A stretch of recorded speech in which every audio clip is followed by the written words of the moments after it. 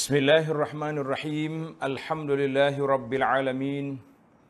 Alhamdulillahilladzi 'allamal insana ma lam ya'lam. Alhamdulillahilladzi khalaqal insana wa 'allamahul bayan. Alhamdulillahilladzi hadana li hadza wa ma kunna linahtadiya laula an hadana Allah. Asyhadu an la ilaha illallah wahdahu la syarika lah. وأشهد أن محمدًا عبده ورسوله اللهم صل وسلم على عبدك ورسولك محمد وعلى آله وصحبه ومن سار على نهجه واهتدى بهديه واستنى بسنته إلى يوم الدين أما بعد. Muslimin dan muslimat para penonton sekalian, Assalamualaikum warahmatullahi wabarakatuh. Sabahal khair. Semoga kita semua ceria, bahagia di pagi Ramadan Al-Mubarak yang diberkati oleh Allah Azza wa Jalla. Kita isikan hari-hari Ramadan yang penuh ceria ini dengan ibadat, dengan zikir, dengan tilawah Al-Quran, dengan amal-amal kebajikan dan juga kerja-kerja rutin yang memberi manfaat kepada kita untuk dunia kita dan akhirat kita, insya-Allah. Muslimin dan muslimat para penonton sekalian, kita masih lagi bersama dengan program Tadabbur Al-Quran dan juga tafsir ringkas dari pimpinan Ar-Rahman dan tafsir yang lain. Surah kita duduk di juzuk yang ke-30, juzuk yang ke-30, surah yang ke-96, surah Al-Alaq. Surah Al-Alaq. Surah Al-Alaq ini surah yang ke-96 daripada 114 surah. Buka mushaf, kita baca dulu. Ayat yang pertama diturunkan ini, insya-Allah. A'udzu billahis samii'il 'aliim minasy syaithaanir rajiim. Bismillahirrahmanirrahim. Iqra' bismi rabbikal ladzi khalaq. Khalaqal insana min 'alaq. اقرأ وربك الأكرم الذي علم بالقلم علم الإنسان ما لم يعلم. Surah Iqra. Kita pergi kepada muqaddimah surah seperti yang ada dalam tafsir pimpinan Ar-Rahman ini. Surah ini Makkiyatun, surah diturunkan di Makkah. Surah diturunkan di Makkah bil ijma'. Bilakah turun? Kita tengok kejap lagi. Kemudian mengandungi 19 ayat. 19 ayat. Dan dalam surah ini ada khilaf juga. Ada yang mengatakan 18 dan ada yang mengatakan 20. Perbahasan tentang khilaf ulama itu, ara'aital ladzi yanha, adakah dia satu ayat ataupun dia kembar. Dan juga kalla la tuti'hu.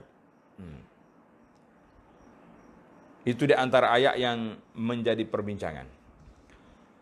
Baik, kita ambil dalam tafsir kita ini memilih 19 ayat. 19 ayat.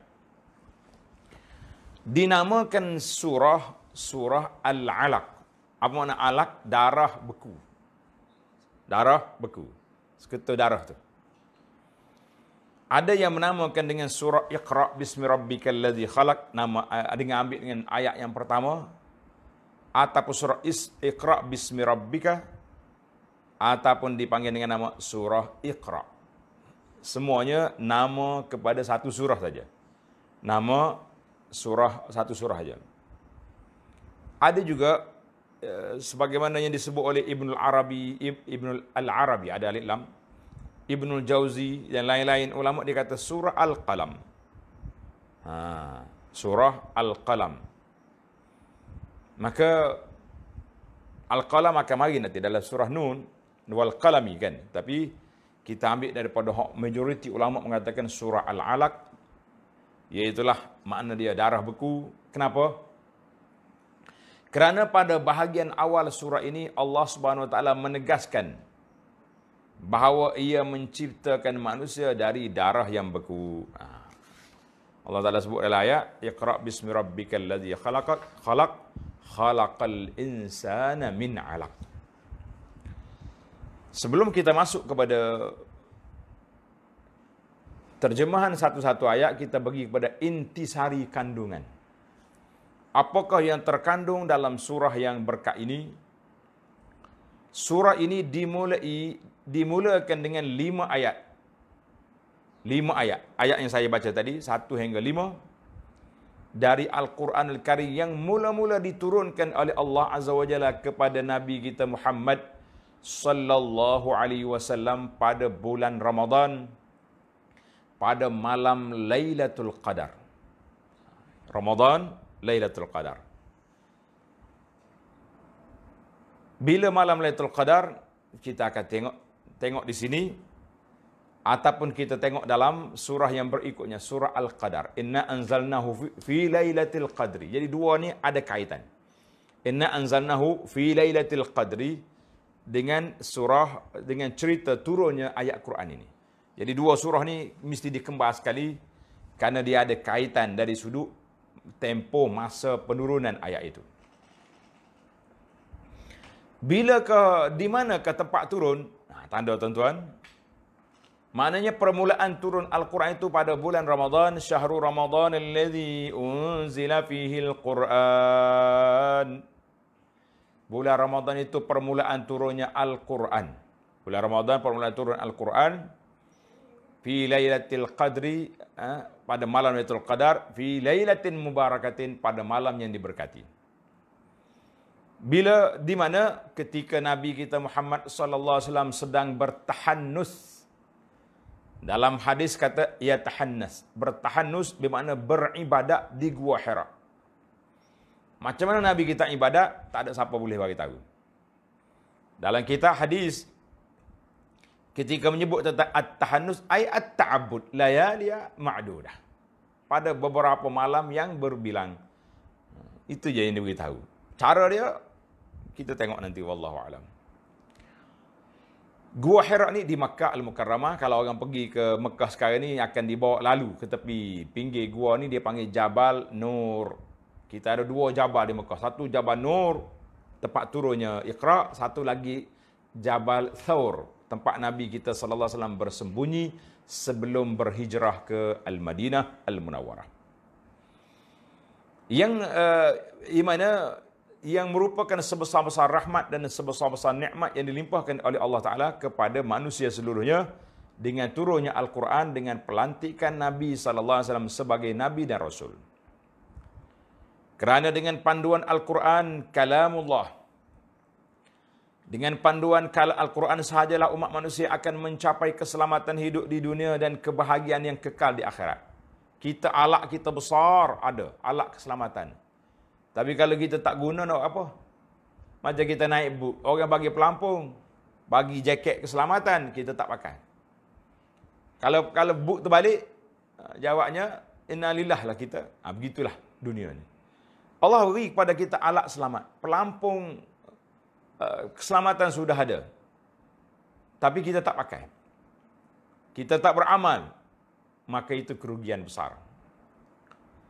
Ayat yang suci, 5 ayat ini mengemukakan ketiga perkara besar. Tanda tuan-tuan. Maknanya kita ambil intisari sebelum kita masuk. Ayat yang 5 ayat Iqra sampai ke kita ayat yang kita baca tadi mengandungi 5 perkara, mengemukakan 3 perkara besar dari 5 ayat. Yang pertama, Allahu Rabbul Alamin. Yang pertama, Allah Rabbul Alamin, kan? Kemudian yang kedua, Allahu Rabbul Alamin, Allah yang Maha Esa, yang Maha Kuasa, yang wajib diingati dan dipatuhi dalam segala keadaan. Yang kedua, khalaqal insan. Allah Ta'ala ciptakan manusia. yang telah diciptakan oleh Allah, manusia sendiri. Mana yang pertama Allah, yang kedua manusia yang diciptakan oleh Allah Ta'ala dalam sebaik-baik keadaan dan diberikan berbagai-bagai keistimewaan berbanding dengan makhluk-makhluk yang lain.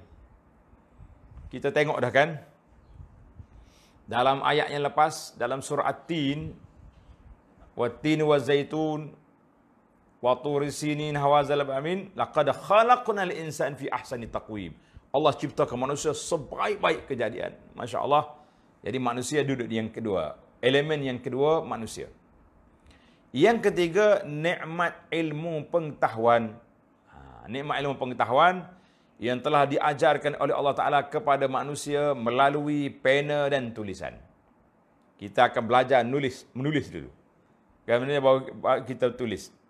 Itu dia panggil part yang pertama ataupun perbincangan yang pertama. Kita akan bincang dalam 5 ayat yang pertama, ayat yang mula-mula turun ini. Jadi dalam ayat ini 3 perkara. Kemudian kita akan pindah ke bahagian yang kedua. Kita baca seluruh dia punya intisari ini. Sebab dalam siri yang kedua besok kita tak baca lagi dah.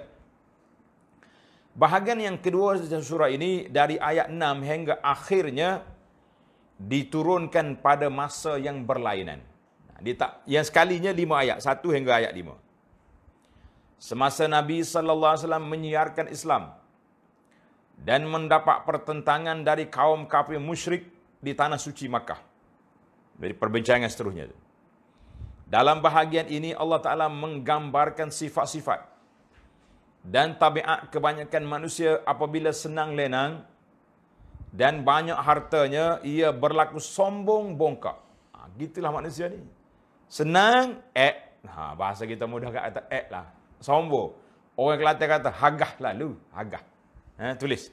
Hagah tu makna tu makna sombong. Sombong tu makna hagah. Gitu ya. Ayat dia. Mereka akan berlaku sombong bongkak, lupakan yang mengurniakan nikmat kepadanya, tidak menghiraukan suruhannya atau larangannya, sehingga akhlak dan budi pekertinya tidak lagi berperi kemanusiaan. Allahu Akbar. Dia sudah naik menjadi hayawani, syaitani, macam-macam. Surah ini diakhiri dengan memerintahkan Nabi SAW supaya jangan menurut kemahuan orang-orang kafir yang sudah tentu bertujuan hendak menyekat perkembangan Islam.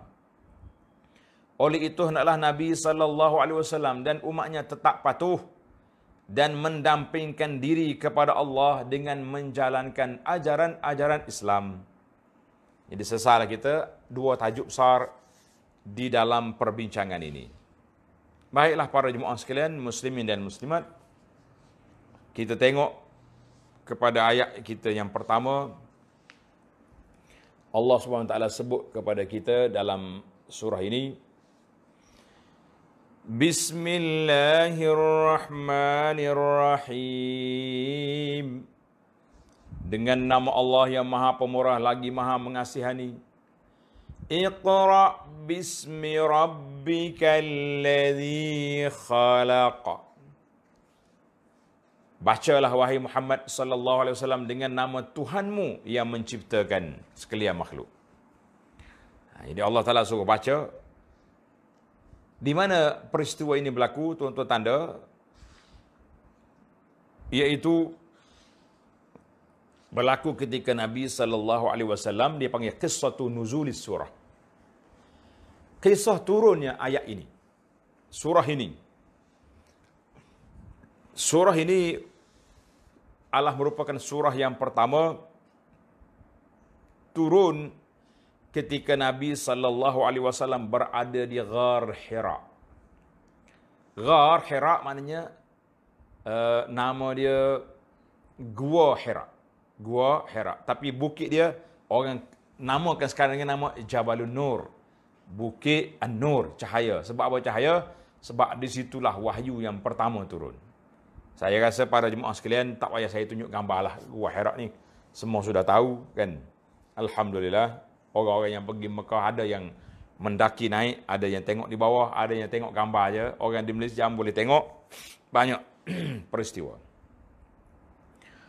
Maka ketika Nabi SAW menyendiri, dia panggil, kalau bahasa kita orang Melayu ni, sesuai ke tidak, wallahualam, dia bertapa.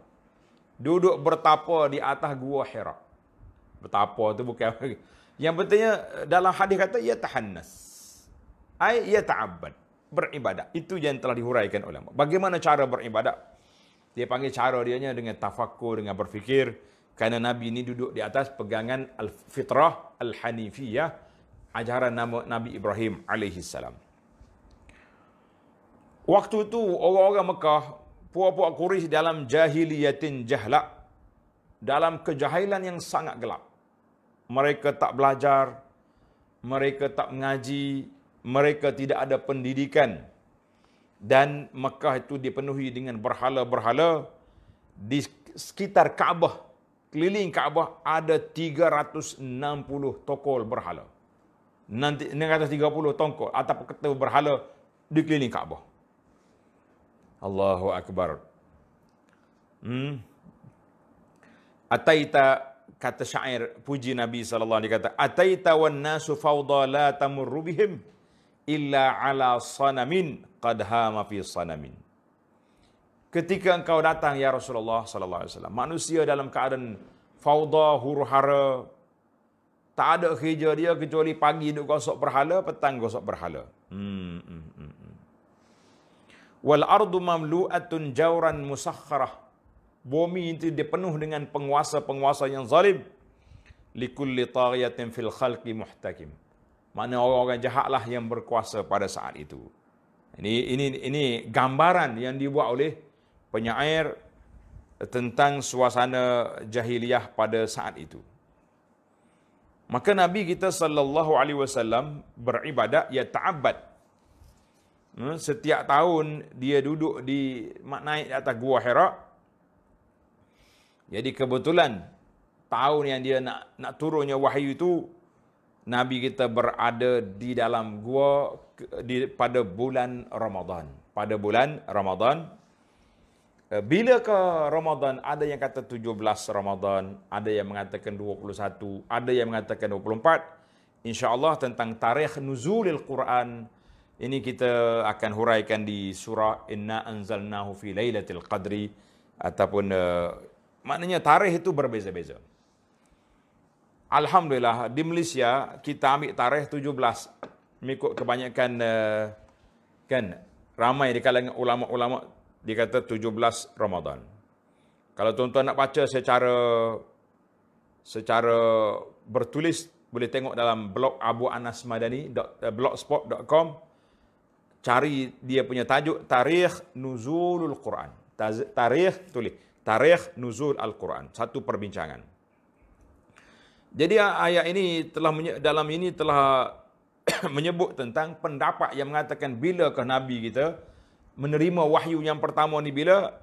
Yang masyhur iaitulah 17 Ramadan. Kerana itu ada sebahagian negeri di Malaysia 17 Ramadan cuti nuzulul Quran. Ada setengah negeri tak cuti. Kadang-kadang saya gurau, kenapa awak kerja hari ni? Dia kata tak turun Quran sini, turun di sana. Kita kata Masya Allah, itu dipanggil khilaf ulama. Ada pendapat yang mengatakan turun Quran itu iaitulah pada pendapat yang kedua 7 Ramadan, bukan 17. Tolak 10. Pendapat yang ketiga, nuzulul Quran berlaku pada 18 Ramadan. 18. Pendapat yang keempat, 21 Ramadan. 21 Ramadan. Pendapat yang kelima iaitulah nuzul Quran pada 24 Ramadan. Berdasarkan kepada sebuah hadis yang diriwayat oleh seorang sahabat nama dia Wathilah bin Al-Asqa. Yang 24 ni. Iaitu sabda Nabi sallallahu alaihi wasallam, unzilat suhuf Ibrahim, diturunkan suhuf, lembaran kitab Nabi Ibrahim itu pada 6 pada malam awal lailatin Ramadan. Permulaan malam Ramadan turun suhuf Ibrahim. Diturunkan Taurat 6 Ramadan. Tanda tuan. Injil 13 Ramadan. Wa unzilal furqan, diturunkan Al-Quran li arba'in wa ishrina khalat min Ramadan, 24 Ramadan. Nah, ini antara perbincangan. Yang penting yang ada riwayatnya daripada Wathilah bin Asqa ini menceritakan kepada kita, hadis ini dikeluarkan oleh Imam Ahmad dan lain-lain. Ia menceritakan kata Quran itu turun pada 24. Jadi kenapa pula mana ada Lailatul Qadar pada malam genap, tidak malam ganjil? Kita kata boleh jadi itu permulaan awal dulu, dia tidak ikut angka ganjil. Kemudian di akhir itu barulah Nabi kata taharrau Lailatul Qadri fil ashril awakhir min Ramadan. Itulah tarikh yang ada. Jadi sukarlah bagi kita nak kata habis. Ada setengah orang ni kalau bukan 17, 24, kenapa ustaz cuti juga kita kata dah. Orang yang pegang dengan 24. Kita kata cuti itu lain. Ini perbincangan dari sudut akademik ilmiahnya. Dari sudut turun Quran, alhamdulillah Quran dah turun. Turun 17 ke 20 ke 21 ke. Yang penting bagi kita Quran sudah turun. Adakah Quran itu sudah masuk dalam hati kita? Itu yang jadi perbincangan kita para jemaah sekalian. Baik. Kisah turun wahyu ini kepada Nabi SAW telah dikeluarkan hadis yang panjang oleh Imam Bukhari dan juga Imam Muslim di dalam sahih mereka. Imam Bukhari bawa dalam hadis yang ketiga, Babu Bada'il Wahyi, permulaan turunnya wahyu. Dan dalam sahih Muslim, nombor hadis 160, iaitulah hadis Aisyah radhiyallahu anha ketika Nabi SAW berada, yatahannas di dalam gua Hira, tiba-tiba datang malaikat Jibril. Mana permulaan sebelum Jibril datang tu, Nabi kita salah tengok ru'ya as-sadiqah. Nabi kita bermimpi, tengok Jibril. Tengok yang asli. Supaya bila mari sungguh tak terkejut. Ni aku tengok ni. Kan kita ada gambaran awal. Mana gambaran awal tu sudah diberi. Maka bila Jibril mari alaihi salam, dia peluknya Nabi. Dia kata Iqra. Iqra, baca. Nabi kata ma'ana biqari'in. Jadi ma'ana biqari'in ini boleh kita ada yang terjemah, apa yang saya nak baca? Apa yang saya nak baca? Nak baca apa? Ma'ana biqari'in, ataupun saya ni tak pandai membaca. Aku tak pernah membaca, tak pernah menulis. Nabi disebut dengan nama Al-Ummi, orang yang tak membaca dan tidak menulis. Kenapa Allah Ta'ala tak suruh Nabi baca? Tak study kuat-kuat. Sebab nak tutup pintu tuduhan jahat yang akan dilemparkan oleh puak-puak Quraisy bahawa Nabi kita study. Duk baca kitab Yahudi, baca kitab Nasara, baca kitab tu, akhir kali dia buat teori sendiri. Oleh kerana Nabi tak baca dan dia tidak mengembara ke mana-mana kecuali keluar dengan Abu Talib sekali ke Syam, kan? Dengan Pak Zara itu waktu dia kecil. Kemudian dia pergi berniaga sekali dengan harta Khadijah yang diiringi oleh pembantu dia Maisarah, kan? Itu je. Kalau kata Nabi sentiasa travel, kita kata ada juga dia jumpa dengan mahaguru mana. Ini tak ada. Baca pun tak ada. Zaman tu internet pun tak ada, nak akses dalam rumah. Kita hari ni walaupun PKP, tapi anak-anak mengembara kata pindah. Tak.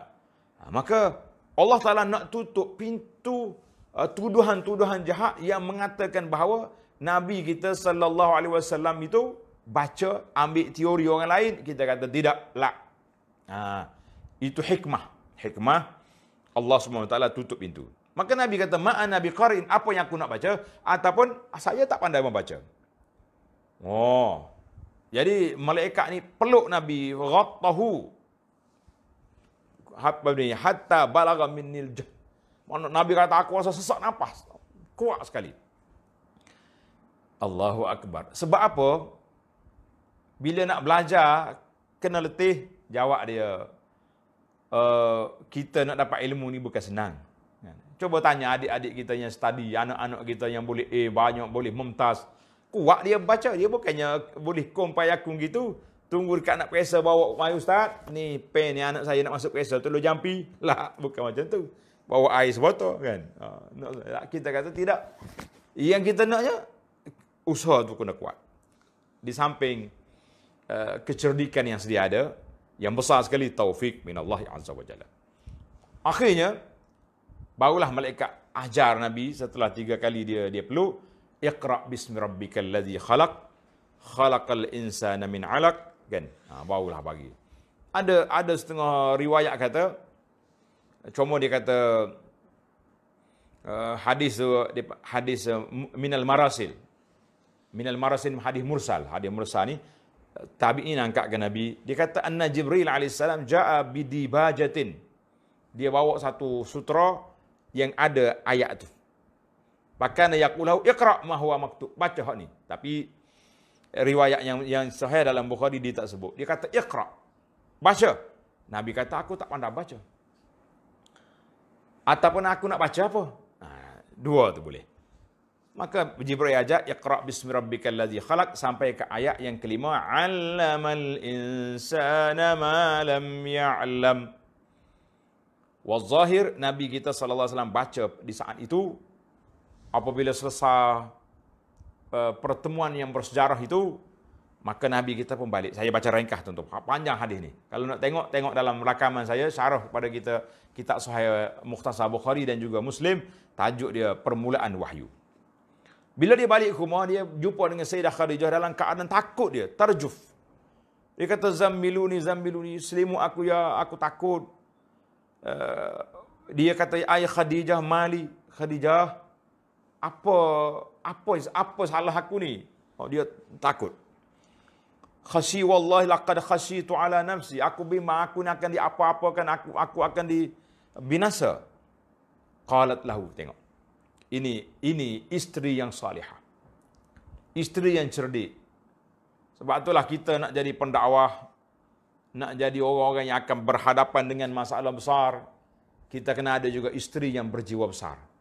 Jangan isteri jiwa kecil. Ni balik-balik saya dah cakap hidup ceramah buat apa? Tengok. Khadijah tak marah. Itulah saya dah cakap, buat apa pergi naik atas bukit? Khadijah kata la absyir. Dengar ini bahasa motivasi daripada isteri yang salihah. Absyir fa wallahi la yukhzikallahu abada. Demi Allah, Allah Taala tak akan tinggal. Kalau kita bahasa kita abang sekali selama-lama. Wallahi innaka la tasilur rahim. Engkau ni suka sambung silaturahim. Tasduqul hadis, tak pernah cakap bohong, benar cakapan. Tahmilul kalla, suka membantu orang susah. Suka buat tetamu. Panjanglah dia punya pujian-pujian, disebut kebaikan Nabi sallallahu alaihi wasallam untuk nak mengatakan bahawa Allah Taala tidak akan binasakan kamu dengan sebab kedatangan Jibril yang besar ini. Sebab mu ni orang baik. Kita macam tu juga, kalau kita jumpa dengan orang-orang ni, kita kata tuan ni orang baik, insya-Allah Allah Taala bantu kita, insya-Allah. Jadi kita kata. Kemudian Sayyidah Khadijah radhiyallahu anha bawa Nabi kita sallallahu alaihi wasallam pergi rumah sepupu dia, Waraqah bin Naufal bin Asad bin Abdul Uzza. Sepupu dia ni tanassara fil jahiliyah. Dia belajar kitab Nasara, orang lain duduk jahiliyah, dan dia boleh menulis. Waraqah boleh menulis. Boleh tulis Arab, yaktub minal Injil, masya-Allah yaktub, dan dia sudah tua, mata tak nampak dah. Khadijah bagi cerita, ya bin ammi, sepupuku, anak pak saudaraku, isma' min akhi, mu dengar daripada saudaramu ni apa yang dia nak kata. Maka Nabi kita cerita. Bila Nabi kita cerita kepada Waraqah pun, dia kata haza an-namus allazi unzila ala Musa. Dia kata ini namus tu Jibril, malaikat yang turun pada Musa, yang bawa turun Taurat dulu, dia juga. Kemudian dia kata apa? Ya laitani fiha jaza'a. Weh, kalau bahasa Kelantan. Weh lah kalau aku muda ketika ni. Weh kalau aku kuat. Ya laitani akunu hayyan hina yukhrijuka qaumuk. Kalau aku hidup lagi ketika kaum halau kamu keluar daripada Mekah. Nabi bila dengar dia kena halau daripada Mekah, terkejut. Tengok, setiap orang tu mesti sayang kampung dia. Nabi kata, awa mukhrijiyahum, mereka nak halau aku keluar daripada Mekah. Qala Waraqah, na'am. Lam ya'ti rajulun qattu bima ji'ta bi illa udi. Tak ada Nabi, tak ada orang yang dapat seperti yang kamu dapat ini, kecuali akan dimusuhi oleh keluarganya, dimusuhi oleh orang-orang kampung, dimusuhi oleh orang-orang yang dekat dengan dia. Allahu Akbar. Kalau aku hidup lagi, ansuruka nasran mu'azzar, aku akan bantu kamu. Tapi Waraqah masa tu pun tak nak buat mata dah. Cuma nak menunjukkan semangat yang tinggi pada saat itu kepada Nabi sallallahu alaihi wasallam. Allahu Akbar. Jadi kata Nabi sallallahu alaihi wasallam, itu cerita Waraqah. Wajah fi sahihaini, banyak lagi cerita hadis lain. Baiklah para jemaah sekalian, maka ayat yang pertama, surah yang pertama turun kepada Nabi, iaitulah Iqra. Ada orang kata Muddathir, jawabnya tak. Muddathir itu yang kedua. Yang pertama sekali Iqra, maka ulama mengatakan nubbi'a. Anna Nabi sallallahu alaihi wasallam nubbi'a, dilantik menjadi nabi dengan Iqra, wa ursila, dan sebagai rasul dengan Al-Muddathir. Sebab apa? Sebab Iqra ni dicerita tentang ilmu, tapi Al-Muddathir Allah Taala cerita arah, ya ayyuhal muddathir qum fa'anzir. Bangun, pergi beri peringatan pada kaum. Itu rasul. Maka nubbi'a ni bahasa kitab. Nubbi'a bi Iqra wa ursila bil Muddathir. Nabi kita sallallahu alaihi wasallam, kata di para ulama tafsir, kana ta'abbud, beribadat Nabi sallallahu alaihi wasallam dalam gua Hira ala millatil hanifiyah, di atas landasan yang bersih, yang murni, akidah yang murni, beribadat kepada Allah Azza wa Jalla, mendekatkan diri kepada Allah Azza wa Jalla. Tapi cara beribadat orang tak tahu. Tak ada siapa yang boleh cerita. Ulama-ulama hadis semua kata ya ta'abbad, ya tahannas, bermakna ya ta'abbad. Allahu Akbar. Itulah para jemaah sekalian. Maka Nabi kita sallallahu alaihi wasallam, dia kata dia ni al-ummi, orang panggil Nabi al-ummi. Eloknya bagi saya, bagi Anas. Ana kata kalau kita nak terjemah kepada Nabi, kita kata an-nabiyil ummi, Nabi yang tidak membaca, yang tidak menulis. Maknanya Allah Ta'ala tak beri dia baca, tak beri dia menulis, dengan hikmah ya'lamuhallah, yang Allah Ta'ala yang maha mengetahui. Kalau kita kata ummi, Nabi yang buta huruf, memanglah orang tak baca ni, orang tak menulis, orang panggil buta huruf. Tapi ada package dia. Kalau kata buta huruf tu, dia pergi benda lain. Tak baca, tak menulis, tak cerdik. Lah, tengok. Ini pandangan peribadi. Sebab ada juga ustaz-ustaz kita, syekh kita terjemah Nabi hak buta huruf. Tapi bagi saya tak sedap telinga. Sebab buta huruf ni, orang boleh attack, boleh pandang negatif kepada Nabi. Dia kata, orang tak cerdik. Bolehnya pergi ikut orang tak cerdik ni. Ni macam ada setengah orang kita ni. Ustaz hebat. Ustaznya hebat. Tapi pergi mengaji tasawuf hak pelik-pelik yang diajar oleh seorang pakcik yang kerja apa pelik. Tak mengaji mana. Sampai peringkat tinggal dah. Hak dia belajar Quran dengan sunnah sebab jumpa dengan pakcik ni. Kita kata ajaib wallah. Mengaji tinggi-tinggi dia ikut orang kapur hak tak. Hak duduk main ajaran sesat. Itu masalah kita kan. Maka elok kita kata an-nabiyil ummi, Nabi yang tak membaca dan tak menulis, tapi sangat cerdik, sangat jenius, az-zaka, terlalu kecerdikan yang sempurna, Allah Ta'ala beri pada dia. Cuma dia tak baca, dia tak menulis. Ini bukan nak banding dengan Nabi, tapi sebagai orang panggil contoh dekat-dekat dengan kita. Ada sahabat-sahabat kita ni belajar di pondok saya ni. Pondok Sungai Durian ni. Masa dia belajar tu SPM pun tak ambil. Ngaji pondok zaman dulu bukan cara kau periksa. Boleh jadi tak lebah kapur, okey lah. Jadi tu kan. Tapi bila dia keluar daripada sini, dia pergi kerja, dia ambil kursus-kursus. Akhir sekali, jadi orang pakar besar. Hebat. Kita kata tak semestinya. Orang-orang yang dulu, ada seorang tokel, saya kenal ni, bukan pondok ni. Tapi tak ngaji mana dia. Cerdik. Kalau suruh dia nulis, tukar, terbalik dia tulis. Kalau ayat Quran 35, 53 jadi. Kan? Tapi Masya Allah, tokel besar. Kita kata itulah cerdik, cuma dia tak ada kesempatan belajar. Supaya juga makcik-makcik kita di kampung. Cerdik. Sebab tu anak dia, 5-6 orang anak dia tu hebat belaka. Rupanya ayah dia tu otak cerdik, keturunan yang terbaik, tapi tidak berpeluang belajar.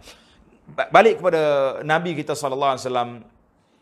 Nabi kita ni cerdik yang sempurna, tapi Allah Ta'ala sekat dia daripada dia belajar, daripada dia menulis, kerana nak tutup pintu-pintu fitnah, supaya orang tak boleh kata, oh dia tu memang hebat, sebab dia menulis, sebab dia pengkaji, penyelidik. Lah, kita kata tak.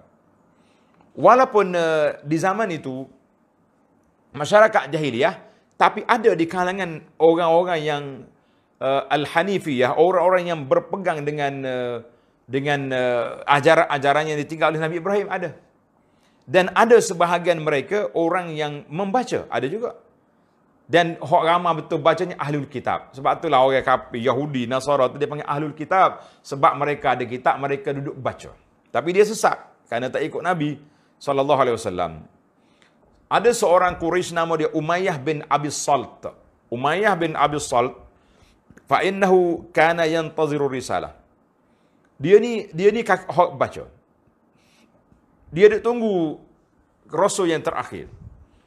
Tiba-tiba Nabi SAW yang jadi rasul, maka hasad dalam diri dia tolak ajaran Nabi SAW. Dan dia ni penyair.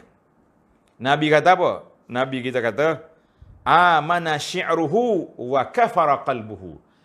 Dia punya syair dia, sajak-sajak dia beriman, tapi kafir hati dia. Pasal apa? Dia tolak Nabi SAW. Jadi ada di kalangan mereka yang tahu Nabi dan mereka belajar, tapi bila mari betul-betul Nabi lahir, Nabi dibangkitkan, mereka tolak. Allahu Akbar. Baiklah para jemaah sekalian, panjang mukadimah kita pergi pada ayat. Iqra bismi rabbikal ladzi khalaq. Habislah cerita. Jadi orang kafir masa tu, hak baca di Jaziratul Arab ni ahlul kitab. Pasal itulah ciri-ciri ahlul kitab ni orang panggil nama dia ahlul kitab. Orang panggil ahlul kitab. Mana sebab dia ada kitab, dia baca, dia menulis. Orang kafir lain, dalalim mubin, dalam kesesatan yang sangat nyata. Jadi mana-mana orang Quraisy, kalau dia pergi tempat, dia berhenti satu tempat, dia akan cari 4 ketul batu. Tanda tuan-tuan. Dia kata arba'atu athafin, ai hijarah. Batu 4 batu. Dia buat berapa 4 batu? 3 batu dia buat tuku untuk dia masak. 1 batu lagi tak tepi untuk dia gosok. Itu nak ceritanya kebodohannya puak-puak kafir. Batu yang keempat ini dia letak buat ambil pasir, timbul pasir, letak batu atas, summa yahlibu alaihi syah, kemudian mari kambing dia perah susu atas tu, nak hormat kepada, nak suruh jadi menabalkan dia sebagai Tuhan. Itu cerdik dia. Sebagaimana kata di Abu Raja' al-Utaridi menceritakan summa ya'budu, kemudian dia sembah. Jadi 4 batu, 3 untuk tuku api makan, kemudian 1 batu untuk dia sembah. Maknanya spiritual dia tu kuat, tapi syirik. Dekat Kaabah ada berapa tokoh berhala? Tadi saya sebut awal tadi. Berapa? 360 ketul berhala. Baik. Adapun tib was-sina'ah was-zira'ah. Bercucuk tanam. Perubatan. Pertukangan. Itu sudah menjadi fitrah maklumat-maklumat yang ada pada mereka. Pasal tu dia boleh buat berhala, boleh buat ukiran dan sebagainya. Dan adapun perniagaan mereka ni sangat sedikit. Perniagaan sedikit, rihlatus syita'i wa saif. Boleh katakan semenanjung tanah Arab itu ma'zulah. Terpencil dia daripada, kerana dia duduk di tengah-tengah pada pasir.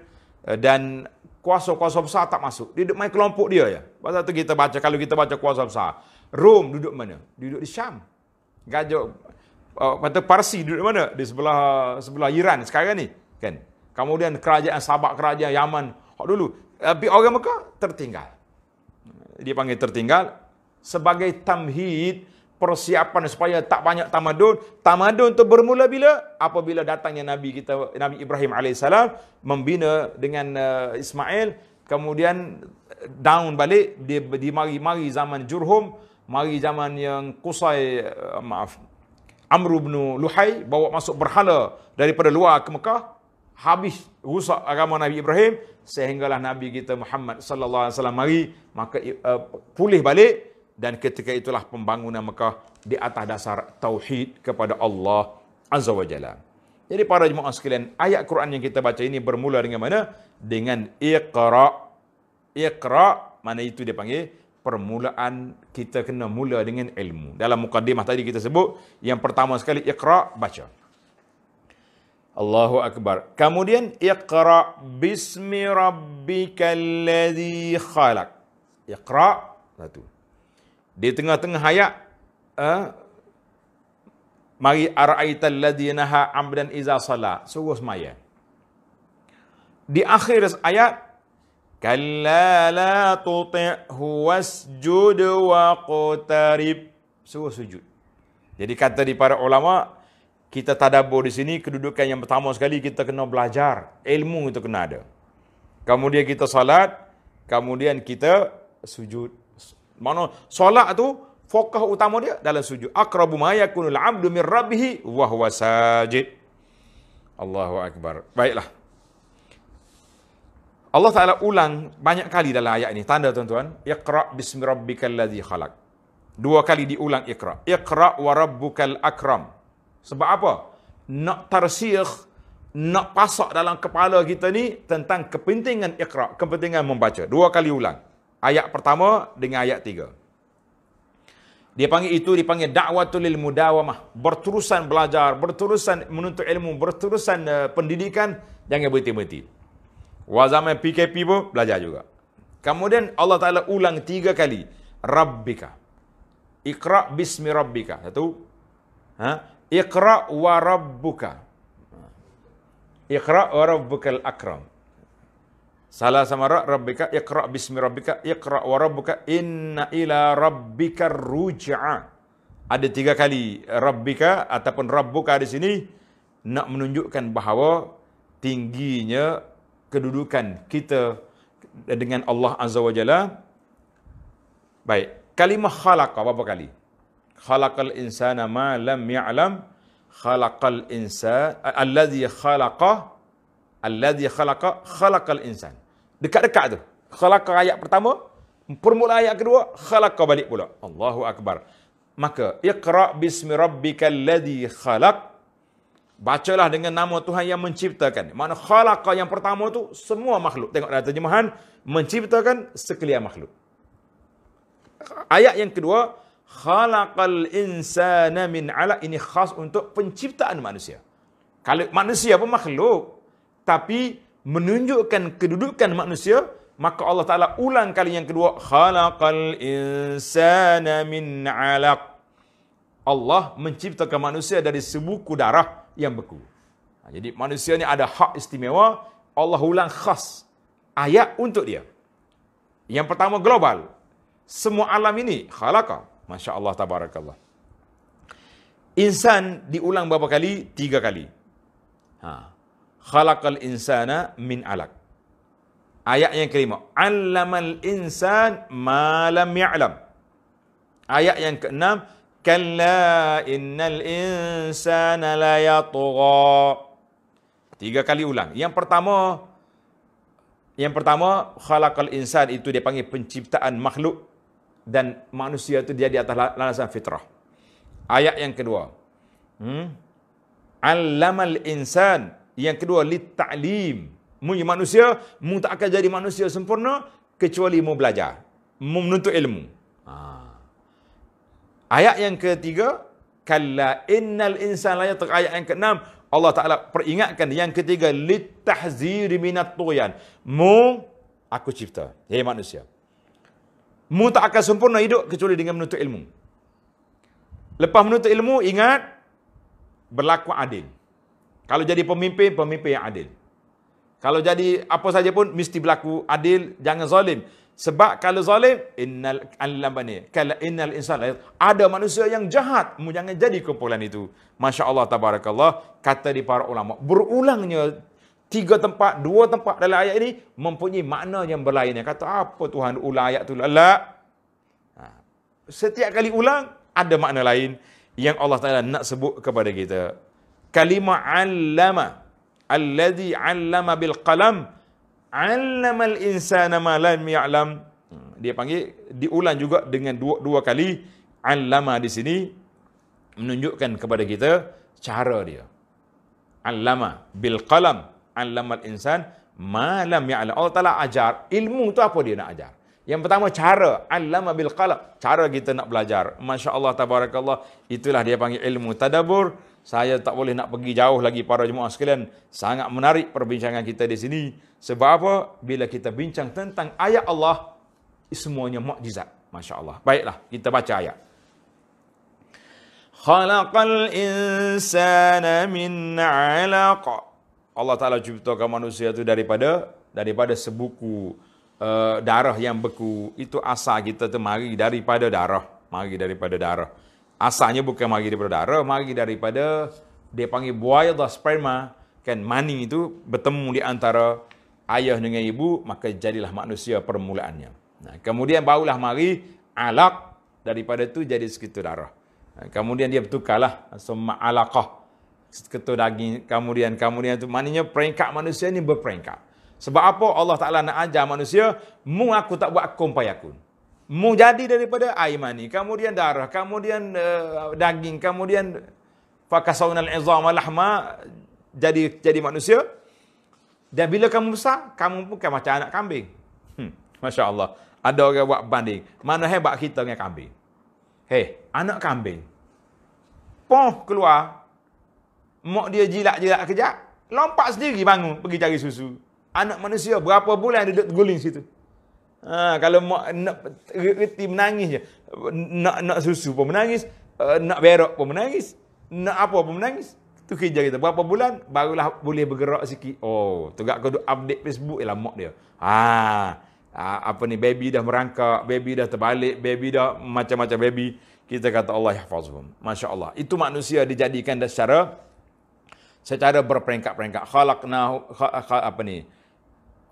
Khalaqnakum min turabin, summa min nutfatin, summa min alaqatin, summa min mudghatin, mukhallaqatin wa ghairi mukhallaqah. Dalam surah Al-Hajj ayat 5, kemudian Allah ulang balik. Ingat, ulang yang kedua. Iqra wa rabbukal akram. Bacalah dan Tuhanmu yang amat pemurah. Bacalah Tuhanmu yang amat pemurah, al-akram, kan? Macam orang nak sebut ni, Ramadan Karim, Allahu Akram. Tak payah jawab lagi itulah. Ramadan Karim, kita kata bukan Ramadan Karim, Allah Karim. Cuma nisbah kepada Ramadan itu dari sudut suasana. Bila kata mari Ramadan, Ramadan itu pemurah. Orang jadi murah, orang jadi semangat nak infak. Itu dia panggil Ramadan Karim. Sebenarnya, hak eloknya, kita seperti yang Nabi sebut. Atakum Ramadan syahrun mubarak. Nabi tak kata syahrun karim, syahrun mubarak, bulan ini berkati. Kalau kita nak tulis, elok kita tulis Ramadan mubarak. Tapi kalau tulis karim pun tidak jadi masalah. Dah jadi satu budaya dah, Ramadan Karim. Cuma orang Arab ni kalau kita marah dia boleh puasa ni, kata apa? Ramadan Karim. Jadi tak usah duduk marah lah. Pakat-pakat pemurah. Baik. Kita dah bincang tadi berapa kali Iqra, berapa kali semua tu menunjukkan kepada ada kelebihan yang tersendiri. Iqra wa rabbukal akram allazi 'allama bil qalam. Allazi 'allama bil qalam. Yang mengajar manusia melalui pena dan tulisan. Itu dia panggil alat. Alat nak belajar, Allah Ta'ala beri pada kita, mau belajar melalui tulisan, melalui pena. Pada itulah kita tengok, dimula dengan allama bil qalam. Nun wal qalami wa ma yasturun. Kan dalam ayat lain dia kata nun wal qalami wa ma yasturun. Qalam mari dulu menulis, kata apa yang kamu tulis. Kemudian Allah kata apa? Allamal insana ma lam ya'lam. Yang mengajarkan manusia apa yang tidak diketahui. Itulah dipanggil 5 ayat yang kita belajar. Kan asalnya manusia ni pandai ke tak pandai? Tak pandai dulu. Maka diajar. Nak belajar tu kena ada alat tulisan. Kemudian barulah mari apa yang nak diajarkan. Allamal insan ma lam ya'lam. Ilmu yang diajar. Padahal kalau kita nak pergi sekolah, anak kita nak masuk darjah 1, mula-mula sekali persiapan apa mak dia beli? Pensel. Ada alat-alat tulis kita bawa. Lepas tu kita pergi allamal insan ma lam ya'lam, baru dia belajar ilmu yang dia dapat. Insya-Allah tabarakallah. Jadi ada yang mengatakan awaluma pendidikan yang pertama tu manusia tu dia mari daripada ilmu dulu. Ada yang kata talqin, kita dia dengar tak tahu apa budak ni ikut ya. Lepas tu dia menulis dan sebagainya. Alhamdulillah. Maka timbullah dia iqra, baca. Tapi kalau kita nak tengok dari sudut susunan, susunan apa dia? Qalam tu Allah Ta'ala cipta dulu. Makhluk yang awal diciptakan iaitulah qalam. Sebagian dalam sunnah Abidah, inna awwala ma khalaqallahu al-qalam. Allah Ta'ala cipta qalam, betul dia kata, uktub, tulis. Apa yang nak sampai kepada hari kiamat. Jadi alhamdulillah para jemaah sekalian, timbul lagi cerita adakah Nabi betul-betul tak pandai menulis ke tak baca. Sebab waktu Sulhul Hudaibiyah, ketika dia tulis Muhammad Rasulullah sallallahu alaihi wasallam, Quraisy tak mau. Dia kata, aku tak mau Rasulullah. Nak Muhammad bin Abdullah. Maka Nabi suruh sahabat, sapu Rasulullah. Sahabat ni tak mau sapu. Dia kata, hantar Rasulullah. Nabi kata, sapu je lah. Kita nak berunding. Kalau kita kerah daripada awal, kita tak jadi berundingan. Jadi ada yang mengatakan Nabi tahu. Jadi mereka mengatakan Nabi ni sebenarnya dia tahu. Kalau dia tengok tulisan Muhammad Rasulullah tu.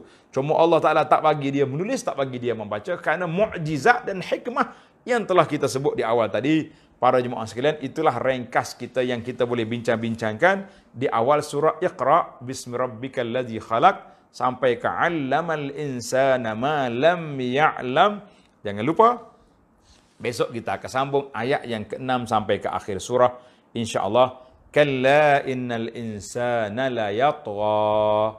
Jadi ini kesimpulan yang kita boleh buatnya. Kepentingan ilmu. Ilmu itu mesti kita kena belajar. Naiknya seorang itu kerana ilmu. Dan jatuh juga orang itu kerana ilmu. Kita belajar ilmu yang bermanfaat untuk dunia kita dan di akhirat kita. Ilmu yang bermanfaat untuk akhirat, kata di para ulama, di antaranya Imam Al-Ghazali rahimahullah ta'ala, kata sebut, ilmu yang bermanfaat itu, ilmu yang kalau kamu belajar, mendekatkan kamu kepada Allah, menjauhkan kamu daripada maksiat. Ini kita hari ini bimbang, belajar lagi banyak, hadis lagi banyak, Quran lagi banyak, kitab tasawuf lagi banyak, kita balah. Duduk mana ilmu yang berkat? Wallahu alam. Kita minta supaya Allah Ta'ala beri kepada kita. Kita berdoa dengan doa yang dibaca. Allahumma anfa'na bima 'allamtana. Allah, ya Allah, berilah manfaatlah kepada apa yang kau ajar, beri pada kami ilmu. Wa 'allimna ma yanfa'una. Ajarkan kepada kami apa yang beri manfaat kepada kami. Dan doa yang Nabi kita baca waktu pagi, baca semua tuan-tuan. Setiap pagi kita kena baca selepas solat subuh. Kalau orang perempuan tak solat subuh, baca juga Allahumma inni as'aluka ilman nafi'a wa rizqan tayyiba wa amalan mutaqabbala. Itu doa maksur. Wa sallallahu ala nabiyyina Muhammad wa ala alihi wa sahbihi ajma'in walhamdulillahi rabbil alamin. Wassalamualaikum warahmatullahi wabarakatuh.